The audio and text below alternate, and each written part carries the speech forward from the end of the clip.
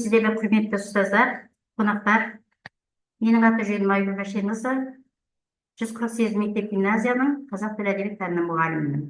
Менің авторлық бағдарламам қазақ тілі мен әдебиеті пәніндегі сыни ойлауды дамытуға ықпал ететін әдіс тәсілдер.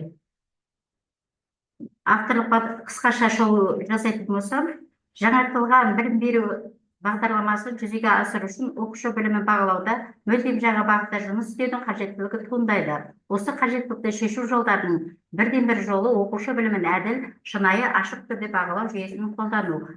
Мұғалімдердің алдына қойылып отырған басты міндеттердің бірі оқытудың әдіс тәсілдерін үнемі жетілдіріп отыру.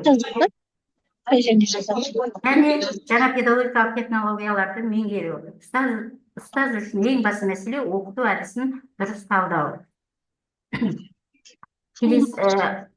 Яғни авторлық бағдарламаның мақсаты оқушылардың білім алудағы жетістіктерін анықтау, білімін тереңдету және болашақта оқушыларды қоғамдағы іс-әрекетке қосылудың алғышарттарын жасау, оқушылардың орындалған жұмысқа деген жауапкершілігін, ынтасын арттыру тәрізді жеке тұлғалық қасиеттерін тәрбиелеуді жоспарлайды.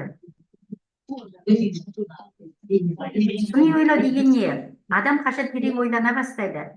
Ойлау тығырыққа тіреліп, таңдау жасау керек кезде басталады. Сыни ойлау оқушылардың ойлау дағдыларын дамытып, оларды оқу мен өмірде туындайтын мәселелерді өздігімен шешуге бағыттайды. Осы арқылы сыни ойлау оқушыларды ақпаратпен жұмыс жасап, шешім қабылдауға баулиды.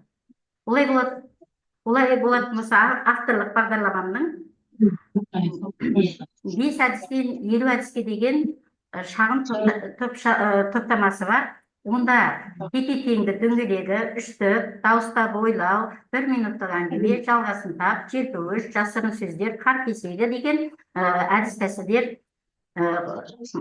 тәсілдердің мақсаты, тиімділігі, қолдануына тоқтала кеткенмін. Яғни қорытындылай келе, жаңа маңызылдықтың бастауында қоғам алдында қойылған негізгі міндеттердің бірі халқымыздың рухани дәстүрлерін кеңінен дамытып, жан-жақты дамыған жеке тұлғаны қалыптастыру. Жеке тұлғаның дара ерекшеліктері, оның жас ерекшеліктерімен тығыз байланыста болады.